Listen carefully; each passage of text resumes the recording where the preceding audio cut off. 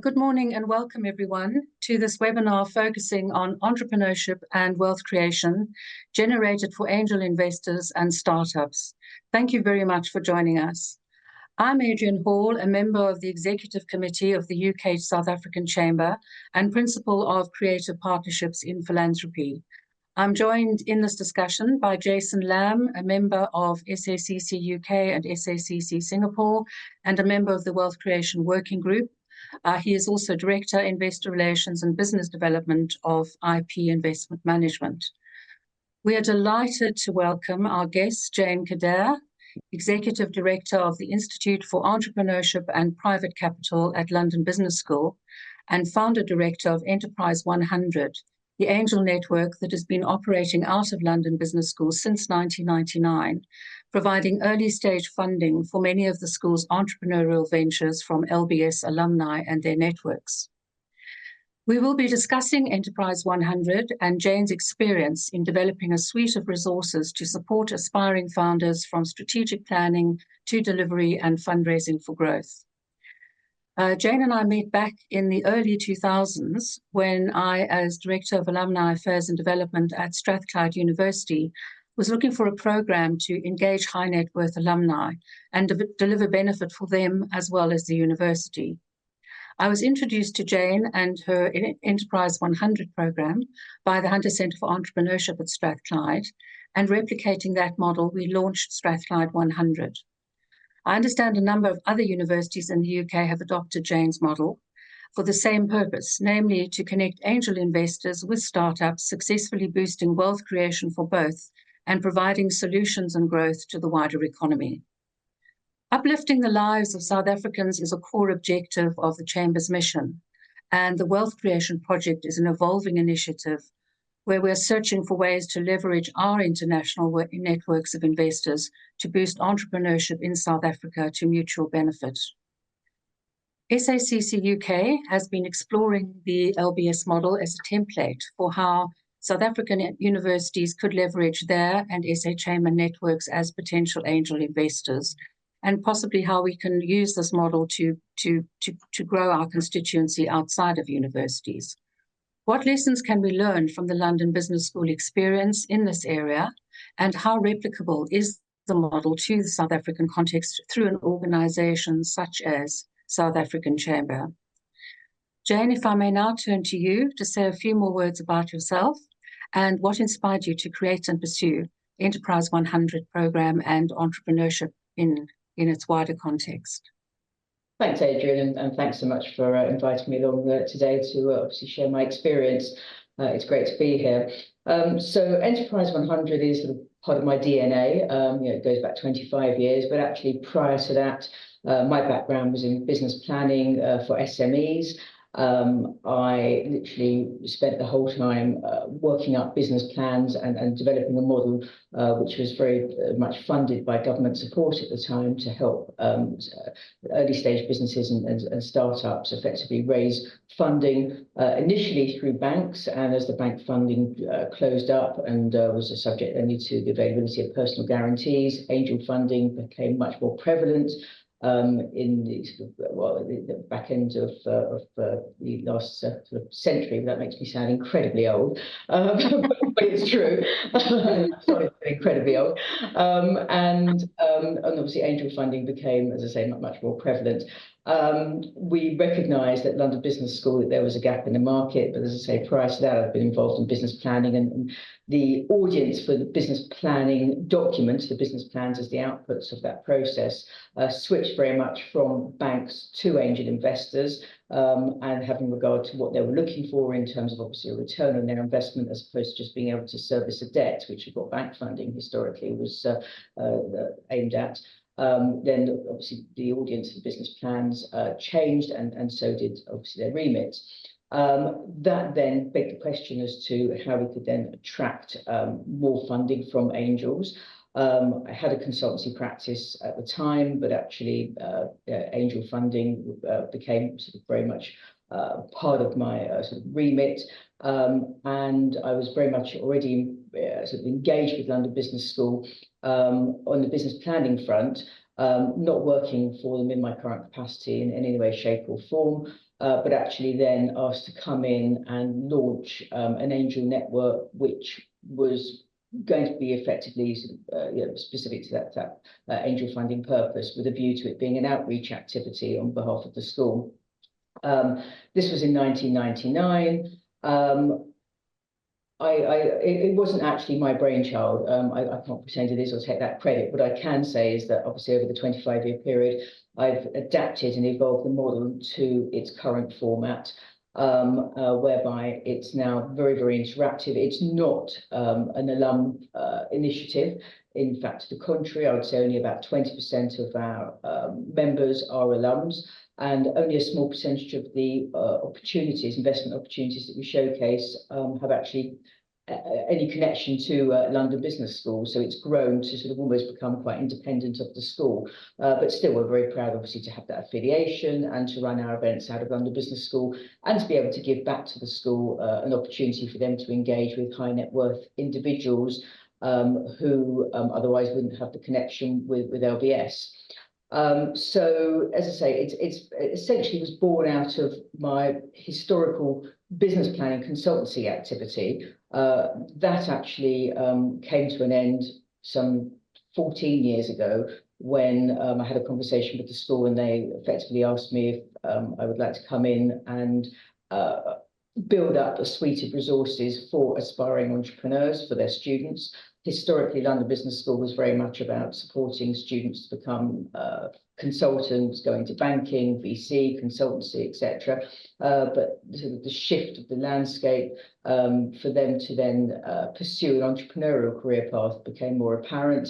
We, as a school, didn't necessarily have a suite of resources which were available to help them at that time.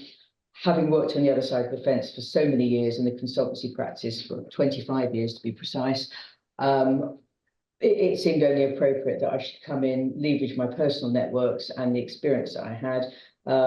Was fortunate enough to literally be given a blank sheet of paper to say, okay, set up what you think would be appropriate. And out of that, we now have a full offering, which I had the pleasure of launching and growing over a 10-year period, and now, having moved on from that role, I'm now the executive director of the institute, where all of those resources are effectively housed. And so you were involved basically in a sort of culture change in the way that LBS was approaching promoting business. Yeah, absolutely. What were the sort of major challenges that you faced, Jane, in those early days, even though you were given this blank sheet of paper? I think recognizing the differences from running a commercial practice that provides support for investment readiness to setting up, as I say, a suite of resources that were embedded within an academic institution. At the end of the day, the IEPC, the Institute for Entrepreneurship and Private Capital, is first and foremost a research institute.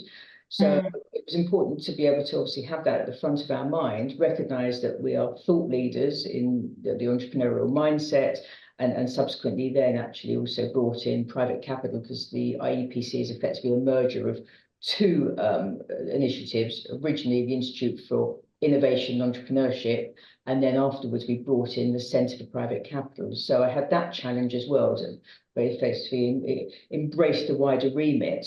But also, as I say, recognise the challenges within an academic environment.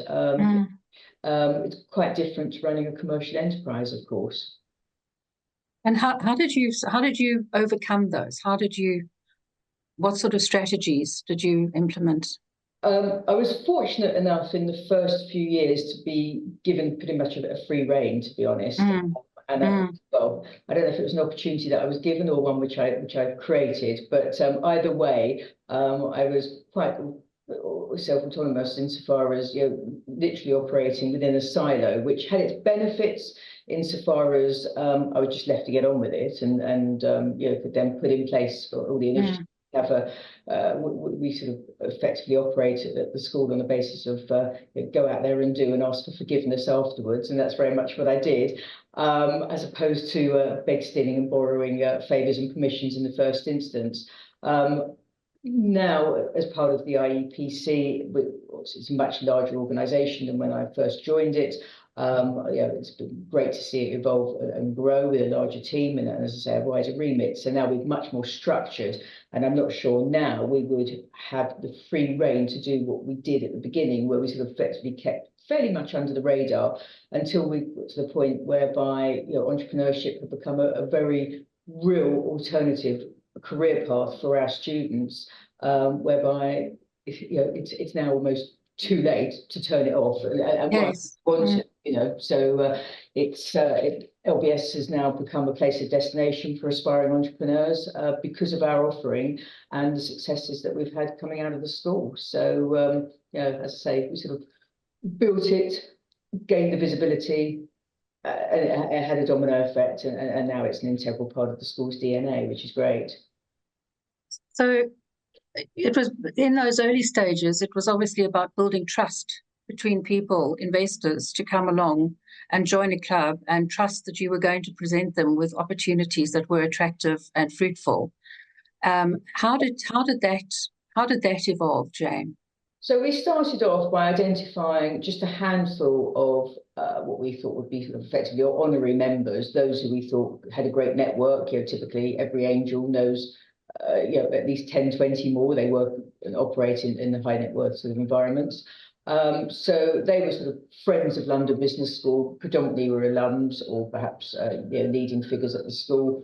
They were brought in and helped shape the strategy of the club in its very early days. And we operated on a sort of member get member basis, whereby those initial handful of honorary members, weren't charged for their participation. In fact, actually, we got more from them than perhaps we gave back to them, but they were honoured and privileged and delighted to be involved. Once the network started to build up, we then introduced charging. We then gained more visibility. We're able to secure better quality deal flow. We had the benefit of having the LBS name behind us, which then gave us the credibility to start off with. And I would suggest that was a key differentiator in terms of launching the club. As I say, 5 years down the line, we built up our own sort of reputation, and it's great that we still obviously got the connection with the school, but we were in quite a different position if we were 25 years ago. What were your challenges? I mean, for me, thinking about replicating that is deal flow. How did you embrace the challenges of deal flow? Well, I'd say actually the challenges are on both the supply and demand side. So, I mean, effectively, you've got to make sure that you've got the members who have got the ability and propensity to invest, and that they're happy to be involved and happy to participate on a regular basis. It's quite easy to put together a pitch event on a one-off basis, but to replicate quality, the continuity, the consistency, the loyalty, and the sort of camaraderie between the members on an ongoing basis over a protracted period of time, that's the challenge. So you've obviously got the challenge on the one side with regard to the membership, and then that in itself would drive or dictate the quality of the deal flow on the other side. I think the two, we just had to make sure we gave it time, communication, and very importantly, to have consistency in the team at Enterprise 100 to pursue and develop the relationships with the members so that they then realised that they had a constant and consistent port of call, should they have any questions, and effectively enable the club to be built up in that way. Do you think is it different from other investment clubs, or does it share similarities? Is it distinct? It's very different in terms of the model. So we are not commercial. We don't actually make any money, which begs the question, why do we do it? So it's part of a sort of outreach activity on behalf of LBS. We cover our expenses being in terms of the team, catering, etc. We record all of our pitches, so we've got some overhead there. We have a back-end platform, which is a subscription model, and we have an overhead there as well. So we have various operating costs, but it's different insofar as we don't charge the companies to present. We train them and make sure they're investment ready, so that for the benefit of our members, the time is used wisely, and then so far as they know that they're coming to see refined pitches which hit their sweet spot. We don't take any success fees when the matches are made. We don't take any equity. We don't take any carry. So, effectively, we are there to provide just literally a showcase of investment-ready opportunities. And on the back of that, we've got a great network of 100 plus members who are able to be engaged with the school on multiple levels if they wish. But it's incredibly gratifying to see that sort of peer-to-peer network come together. And to see the profile and the visibility that we've managed to secure over that period of time, whereby now we're a very stable club, of course, but it's taken time. Yeah. So in terms of the member profiles, Jane, do they vary? I mean, have you got members who started with you back in '99 who are still members? Yeah, we do. It's incredible. So they've clearly derived enormous value out of the relationship. Absolutely. The relationship with the school, the relationship with other members, they've had some significant exits from opportunities that they've invested in over the years. So, they're happy to still be involved. They just enjoy it. They love the club.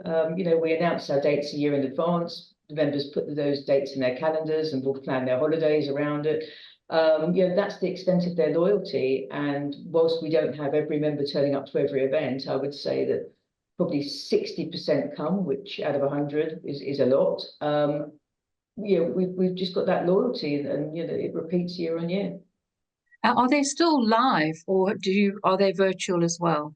No, not virtual, all live. All live. We think that's very important to build the relationship between the members. And there's an aspect of the meetings which we don't record. So we record the pitches for the benefit of those who can't come or who are based overseas. So we have that online repository of recorded pitches, which is great if you want to play catch up, or if you saw the pitch live and you perhaps you want to revisit it for any reason. But actually what we do is we, after the companies have pitched, we ask them to leave the room, and there's a lot of knowledge sharing between the members in the room, which we don't record, and that's incredibly valuable and beneficial to those who are able to participate. And it's not there. It doesn't exist for the purpose of members trying to find a reason not to invest. To the contrary, it's about members turning around and saying, "Yeah, I know this sector. I've invested in something else in this sector, or there's potentially there's a flaw in the model, but we can get around it." It's that sharing and that sort of peer-to-peer knowledge exchange is incredibly valuable part of the club. And do you find, is there a particular focus within certain industries, tech, real estate, or financial services, retail? No, we're sector agnostic purposely. We just make sure that businesses are scalable. They've got traction. They have to be in a particular sort of spot. The valuations are real. And when we meet the companies, I say we, myself being part of the IC, the investment committee, we do sort of dry runs with those businesses, as I say, to make sure that they're ready. There's various elements that we want to see in their pitch, because that's what our members like to see. So, overt with the numbers, overt with the valuation, route to market, for example, just to make sure that it makes good commercial sense, as opposed to it being something which is an idea yet to be validated. And what are the criteria for companies pitching? Are they startup VCs, private equity funds? For the companies pitching, they're businesses which are looking to raise an angel round. As I say, they're not pure startups in terms of being at idea stage. They have got that traction, whether it's early stage revenues, which can then substantiate their sort of financial projections and back up their assumptions driving those figures. It may well be that they've got some IP, which means they're ready to go to market and could effectively build a moat to prevent others coming in, but maybe perhaps haven't got the traction just yet. But then again, if they're looking to, anything which is too late a stage is not right for the club either. There's a very particular spot, and we try and keep valuations anywhere between sort of 2 to 6 million. That's the sort of stage that the business is at.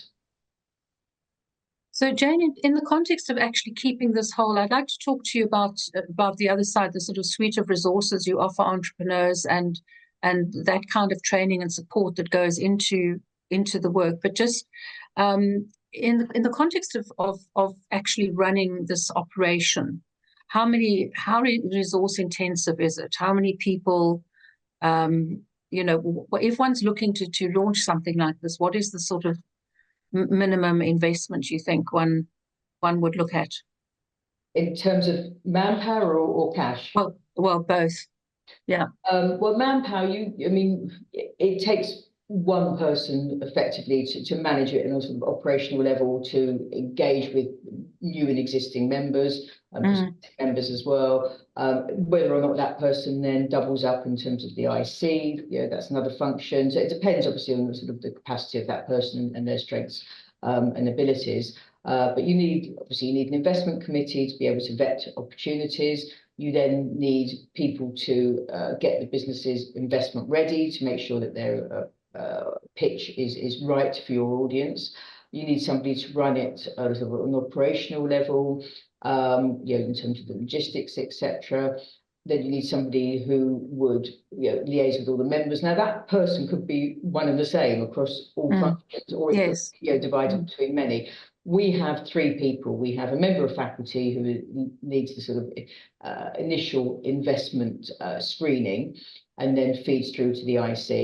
The IC comprises of that person, myself, and our president. And the president is somebody who we've identified from our membership and runs for a 2 to 3 year period. At the moment, we have a female president, and that's unique in itself. And she's great. And she's been president for the last couple of years. And typically we rotate the presidency between other members, as I say, every few years. So I think the biggest investment, initially you're going to need some capital to underwrite the running costs of the club. Some of those functions are taken on a pro bono basis. You're still going to have some catering costs, room hire costs, AV costs, etc. Badges, all those sort of standard things of running an event. And depending on how often you want to run those events, we run events 5 times a year. We have a sponsor now as well. We have UBS Wealth Management are effectively our sponsors, and they get great value. That's a repeating relationship year on year. So we've put in place all the sort of building blocks, but at the beginning, we pretty much bootstrapped it really. And in the beginning, I know that when with the Strathclyde 100 launch, I was lent some money by the university and had to pay it back by membership. So we went straight into a membership fee. But I think in the conversation you said initially you didn't have a membership fee, you didn't charge. Yeah, we had access to some funding, and I think that one of the honorary members, dropped some cash into it just to sort of get it off the ground. But that was very much on a pro bono basis, which in the absence of that, I think we'd have perhaps struggled. So you do need some cash to get it off the ground. Yeah, I think. And if I could ask, I want to explore the viability of some kind of virtual membership, virtual program. How did you manage this whole process in COVID? We took it virtual. You took it virtual, yeah. Yeah, we did. We had no choice, and it was either that or have a hiatus, which at the time we didn't know if it was going to be 3 months or 3 years. Of course, as it happened, it was sort of the best part of 2 years, and it took a while for people obviously to gain confidence to come back onto campus. But once we got the green light to do so, they were absolutely delighted to come back. There is no substitute for coming for in-person events. But it was better to hold it virtually than not at all, because if for the pretty much 2 year period that otherwise obviously we're impacted by COVID, had we have not had any meetings at all, I think the club would have really lost momentum and died. Yes. So Jane, could I ask, the other sort of the interlocking area of your work is the resources that you offer entrepreneurs, and that whole side of the support and holding entrepreneurs that you give. Yeah, absolutely. As I alluded to at the beginning, that was very much born out of me sitting on the other side of the fence running a commercial consultancy, recognizing that there were various sort of initiatives which were absolutely instrumental to support entrepreneurs in their very early stages. There's no secret to the fact that being a founder is very lonely and isolating. And with that in mind, we set up mentorship programs, events programs with high profile speakers, an events program which effectively provides our students with a journey, a toolkit from ideation through to raising finance, getting investment ready, scaling thereafter. So it wasn't difficult to identify that there's sort of various stages that typical founders go through. And with the support of mentors, those mentors predominantly being alums who have come out of London Business School, who give their time on a pro bono basis. We actually now have a couple of mentorship programs. We have entrepreneur mentors in residence, and we have experts in residence as well, who are subject area experts, as opposed to mentors who just provide support on a sort of personal level, shoulder to lean on, etc. But they're not sort of sector specific. We provide internship opportunities. That's another program. And of course, our flagship startup program, which is our incubator, which is now entering, I think, into its 15th year. We house and accommodate 11 or 12 early stage businesses. The founder of those have to be an alum of London Business School. And allied to that, we developed a program which effectively is worth about £2.5 million for the whole incubator program across sort of 11 or 12 businesses. We give them bricks and mortar sort of offices on site.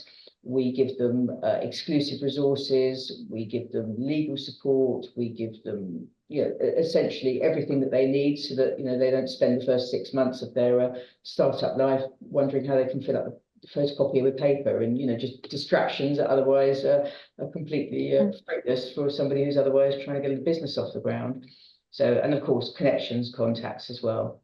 And they will have access to Enterprise 100 as a pitching opportunity to raise money, but only when we think they're ready, both for the benefit of the members in Enterprise 100 and for the benefit of those founders who are looking to raise funding. Because if as I say to them the whole time, if we show you too early, you're going to fall flat on your face and you're not going to thank us. It's not great for confidence. It's not great for visibility. So again, they have to reach the point whereby they're ready for the members.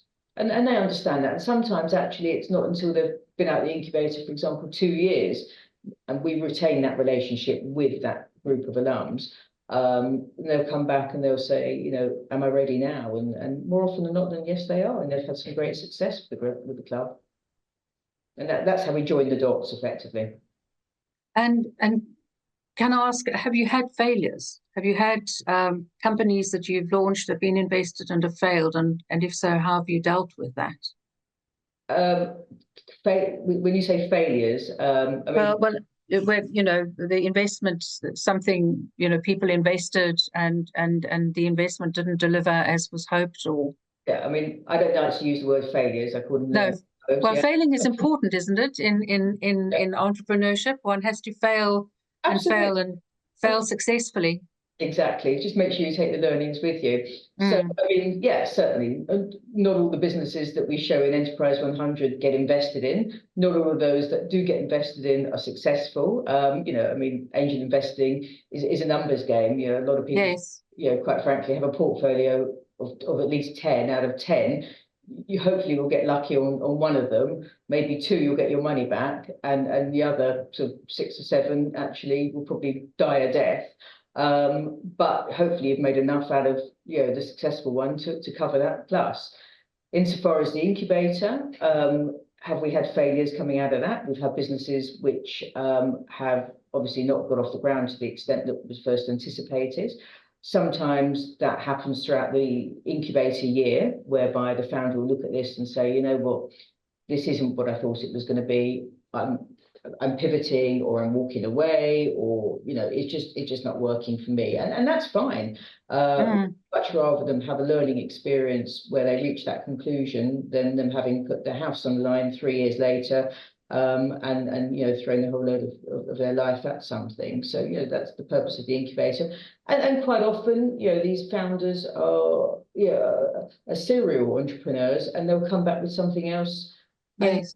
And quite often it's not until their sort of third or fourth attempt that they get something which actually does work. So they take those learnings away with them, as do investors who invest in opportunities which perhaps didn't quite work out for whatever reason. And sometimes it's reasons that are beyond their control and couldn't have been foreseen. I mean, who foresaw? Yes. Black swans. Time, you just don't.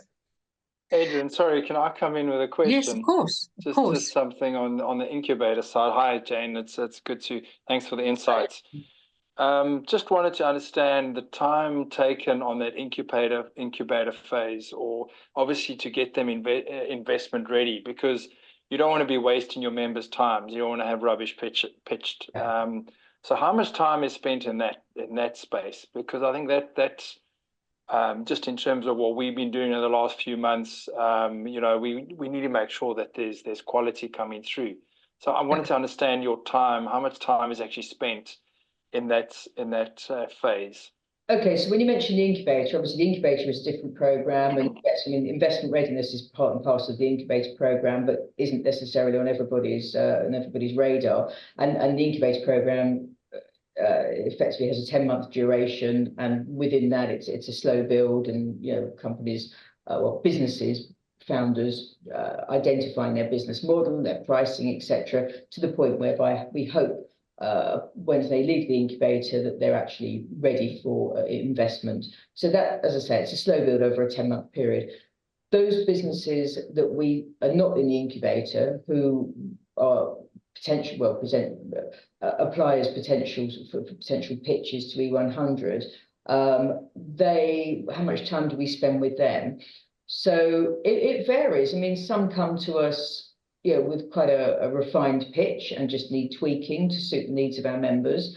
Others will look at them and say, you've got something here, and myself and our president will work closely with them. Well, we'll give them a lot of feedback, and we've been doing this for a long, long time. So within the space of an hour between us, we've given them an awful lot of feedback, which is incredibly valuable for them to then take away. And we'll sit there and say, make some notes, go away, implement the changes, refine your patter, refine your messaging, come back to us with something a little bit more sort of on point, in line with feedback. And then it could take a couple of iterations, revised PowerPoints, etc., revised pitches, and revised delivery as well, because sometimes it's the delivery that lets them down. The pitch could be good insofar as the content, but actually it's amazing how many people we see and they're delivering in a very sort of monotone way, and you just look at them and say, how do you expect anyone to get excited about this when you'll just sit there rattling off a whole lot of data. So if it's the delivery, sometimes that's harder than the content, because that's somebody's personality, and I'm not shy and afraid to turn around and say to them, is there anyone else in the team who could pitch this at a more enthusiastic level? Because at the end of the day, you get up in front of an investor audience, you're selling, you really are. So so did you have like a guideline or a template that you would provide to these, and then they would have to fit that and ensure that they meet that criteria to make your life easier? I mean, at the end of the day, you want to, again, make sure there's quality there, and you don't want to spend too much time. Exactly. Yeah, we've got a template. It's for guidance, and you've got poetic license within that. That's what we want them to see in terms of content. And obviously it will vary from one business to another, but the content needs to be there. I'm not precious about the order it gets delivered in, and we don't want them to be robots and just delivering something which is exactly off pat, of course. But there's certain things. I mean, for example, I wish I had a pound for every time I said to one of our applicants, can you please send me financials as a headline table as opposed to a graph, which all we get to see is the hockey stick graph, which means absolutely nothing. Just increasing turnover over a 5-year period, and I'm amazed that they haven't got a crystal ball in the background, because how they're putting together those numbers is completely unknown to me. What I really want to see is actually not just the financials, but the assumptions driving the financials. that's what gives us the sort of the credibility to really understand how they're actually projecting their growth. So just when they get to this position and now they're presenting, what do they have 5-10 minutes to pitch, or how does that work? And then they're off the stage, or their quick Q&A, or how does it work? 10 minutes plus 5 minutes for Q&A. Okay. Yeah. So 15 minutes, and you normally have 4 or 5 at a time? We have, at each event we have 8, 4 then a break. Okay. 4. Maximum of 8, sometimes 7. It's about making sure we've got the right number of the right quality. But yeah, we keep them very strictly to time. And as I say, then when they finish pitching, we ask all the presenters and their team members to leave the room, and then there's sort of open dialogue between the members to provide their feedback. Okay. Back to you, Adrian. Jane, thanks very much, Jason. Jane, I'm interested just to understand, in terms of the other organizations that have replicated your model, what are the challenges that they faced? How successful have they been? I know at Strathclyde, it started off as a membership program, which was alumni driven. And I understand that has now been shut down, and there's now an investment fund that they use. So they've kind of moved away from the membership. That's my understanding. But I was wondering with the other universities, organizations, what their experience has been. So one, and I won't name because I'm not sure if I'm able to, but one is still operating, albeit on a different level to Enterprise 100 London Business School, and that's, I believe, is more of a sort of a joint venture between a number of academic institutions, all based in the region. And I don't think they run to the same level in terms of frequency of events or number of pitches, but they're still running, and that's probably 20 years after it was launched, which is great. Nice to see that still happening. One wasn't successful at all, even when I was involved with it. I've been involved with all of these at the startup phase, and it quickly became apparent that both the strength of the organisation behind it, their brand name, and their profile, it was very much engineering focused. So their alums were a target market in the short term, and I think that's the ideal way to launch one of these clubs, is to have sort of initial target market that you can leverage off, and then it seems to sort of grow exponentially from there. But their initial target market were not investment savvy.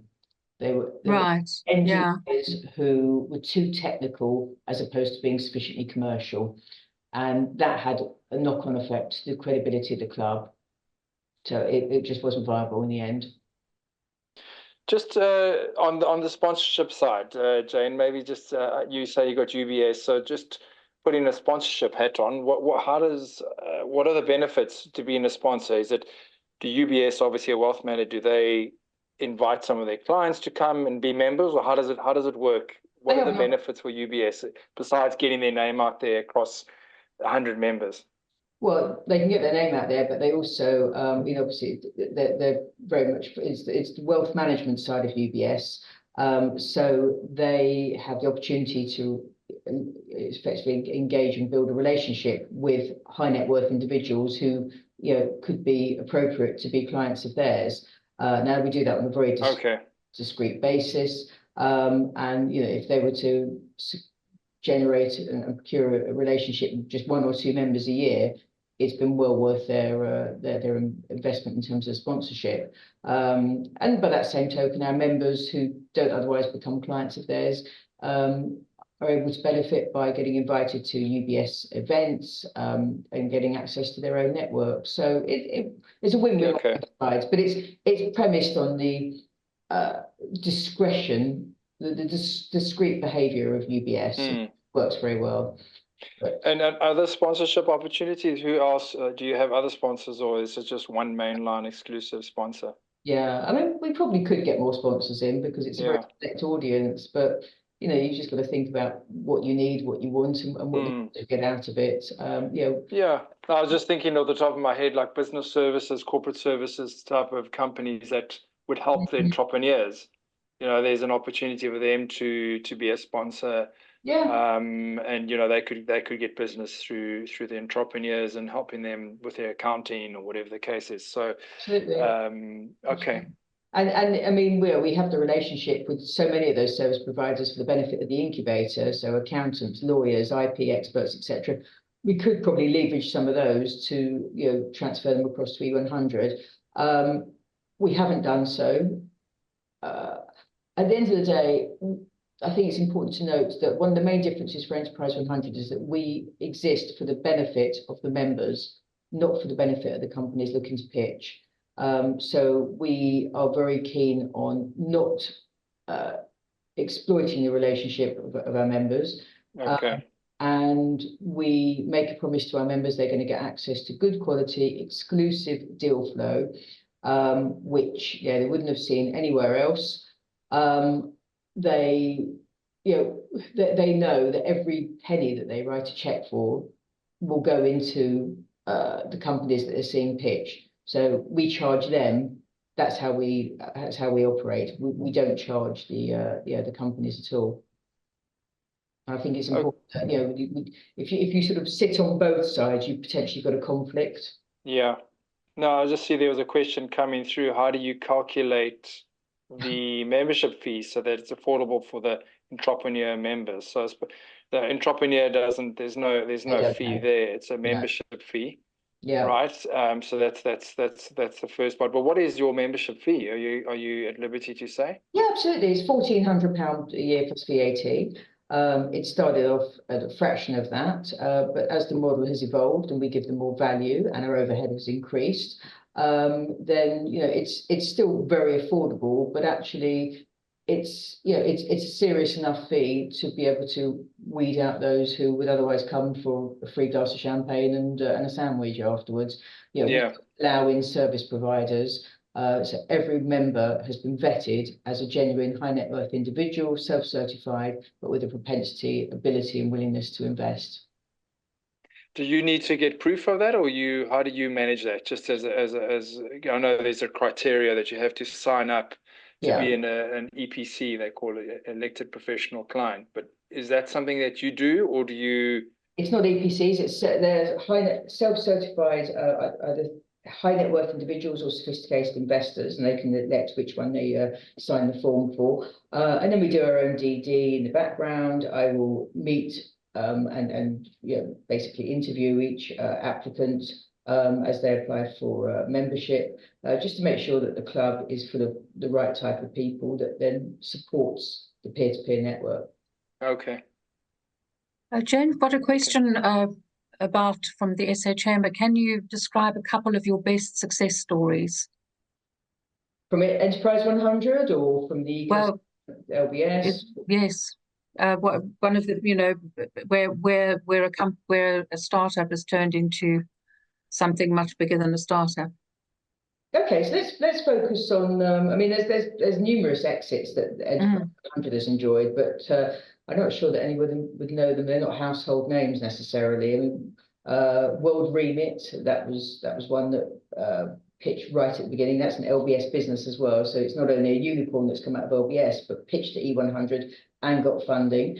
So that's a great story, success story from the beginning. Yeah, we've had numerous ones, but actually focusing more on sort of school success stories. As I say, there's been quite a few unicorns. Actually, there's a lovely one at the moment. A lady who was in our incubator about 11, 12 years ago, one of our early cohorts.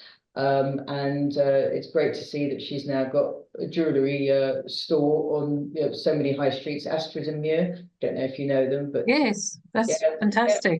So Connie was one of our early founders, and as I say, we have very few who are actually high street names. Although HelloFresh is an LBS business, wasn't in our incubator, so I didn't have the pleasure of establishing a rapport with them in the early days.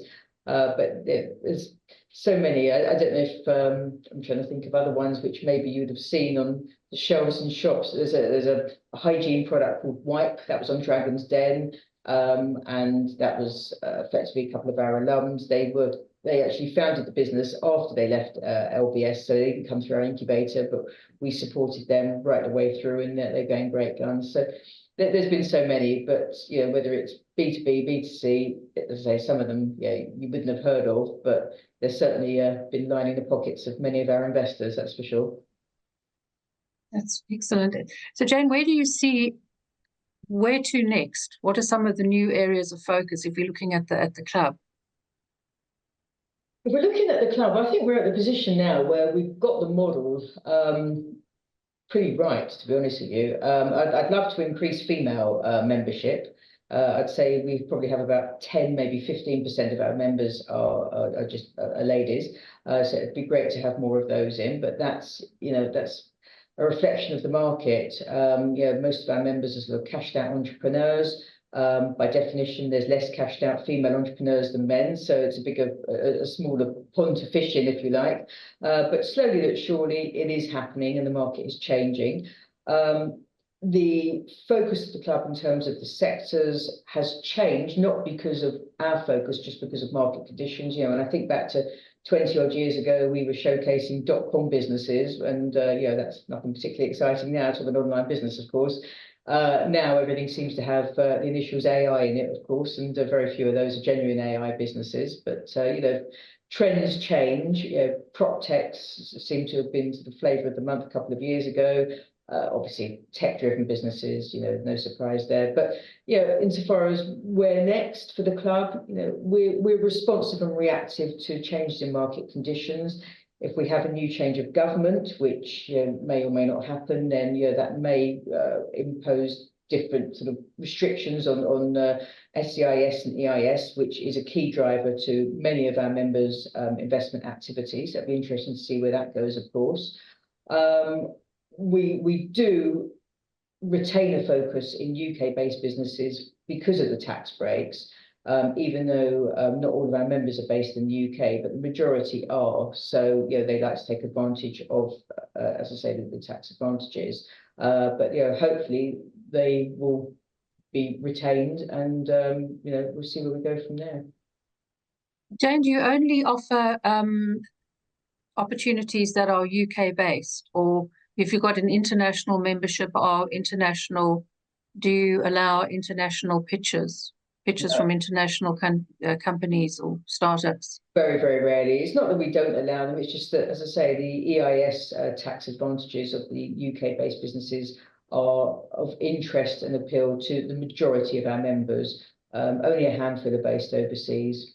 Why is it important to form an angel network, and what contribution does it make to the economy? So this comes down to, I suppose, what you did always in the beginning, and just your background in starting this. Yeah, I mean, at the beginning, 25 years ago, there weren't the sort of abundance of angel networks that there are now, and many have been and gone in the meantime, and folded because they look at essentially forming an angel network with a view to it being a commercial model, and it's quite difficult to do so.